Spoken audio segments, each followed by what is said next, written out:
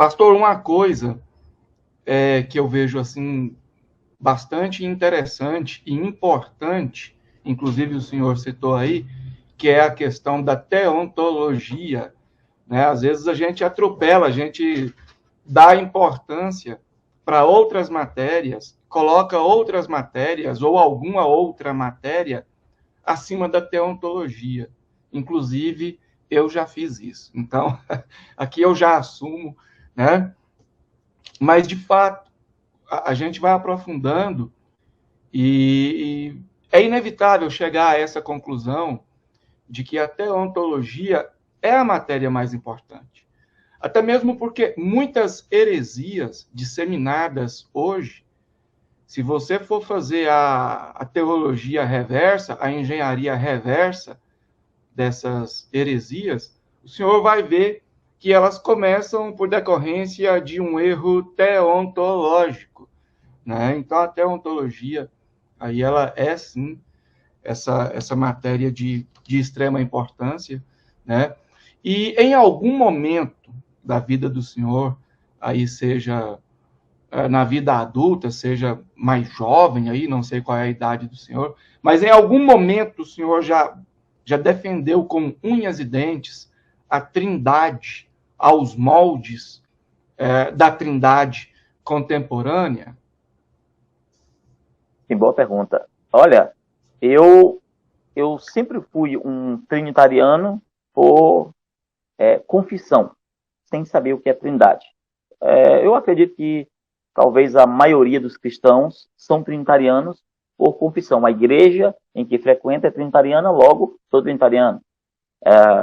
Meus pais são católicos, logo sou católico. Estou dando exemplo, né? Meu pai é assembleiano, logo sou assembleiano. Então, é, é, o conceito trinitariano, quando eu fui agora estudar com um certo grupo de pessoas acerca da teontologia, o primeiro choque que eu tive é que eu conheci o unicismo, porém eu não tinha uma segurança, eu não tinha textos para comprovar a teoria trinitariana. Eu não tinha uma robustez. Então eu fui confrontado e ali atrás eu passei, eu acho, 1 ano e meio, mais ou menos, dentro da visão unicista, adotando para mim, porém observando que alguns textos também não se encaixavam. Então o que eu fiz? Eu sentei durante 7 anos, 7 ou 8 anos, exatamente estudando. Estudei tudo da patrística, estudei todos os documentos que eu poderia nos primeiros séculos, estudei o que era, o que o arianismo estava apresentando, o que o Concílio de Nicéia apresentou, lá atrás, qual as confissões de fé. Então eu fui estudando, para não tomar e ficar migrando de linha em linha, em linha, em linha. Então, saber realmente o que todos creem e fui fazendo automaticamente uma teologia reversa. Fui analisando os textos, fui vendo que aquela linha, em determinado ponto, era mais coerente do que outra, a outra era mais coerente em outros textos, mas só que eu fui trazendo uma teologia reversa, fazendo sem intento nenhum de escrever livro. E o E o senhor livro que conheceu ou aderiu ao unicismo em uma denominação ou foi por conta livre? eu acabei conhecendo o unicismo através de um pastor, né, que a mãe da esposa, perdão, a mãe da minha esposa congregava, né?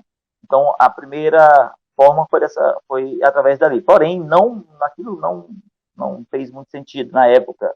Porém, foi através do telefone com um certo irmão que mora no sul e ali me foi apresentado de forma mais clara o unicismo e passamos uma semana conversando, né, de manhã e à tarde.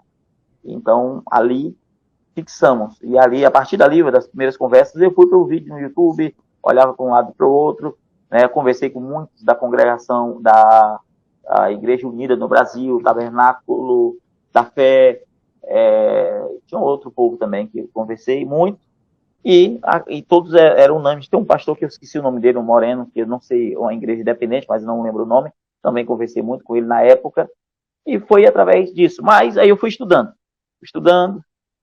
e fui fazer as minhas anotações. Quando eu fui fazer as anotações, antes de estudar a história, eu fui fazendo as anotações dos textos bíblicos e eu fui vendo que nenhuma linha era coerente. E aquilo que eu chamo de Deus em morte, ou monoteísmo absoluto, foi uma espécie de Frankenstein. Parei, não é nem isso, nem isso, nem isso. Então eu temi um pouco. E eu parei e fui para a história. Foi daí que eu fui para a história da igreja, e fui comprovar que aquilo que eu estava apresentando era exatamente aquilo que era apresentado nos primeiros séculos. Que não era de fato um Frankenstein. Era que as pessoas esqueceram, as pessoas deixaram os fundamentos e tomaram para si novos fundamentos que não pertenciam aos primeiros séculos. Então a grande realidade é, dentro da confissão de fé apostólica, é bem claro, para nós há um só Deus, vírgula, o Pai. O artigo é definido, deixando bem claro, o Pai. Na confissão de fé, até mesmo no concílio de Nicéia, para nós há um só Deus, o Pai, Todo-Poderoso. No concílio, na confissão constantinopolitano, ainda se manteve. Agora, no pseudo-credo atanasiano, que é dito, para nós há um Deus em três pessoas e três pessoas em um só Deus. Então, a ideia ali foi lá, sim, há uma discussão acadêmica acerca disso. Alguns dizem que foi no ano 450, outros que foi no ano 500 e 520, mas foi muito mais tardia. Você vê no século V, século VI, que um historiador, agora fugiu o nome, ele diz que a data mais próxima do evento teria que ser, no mínimo, 112 anos após a morte de Atanásio, né?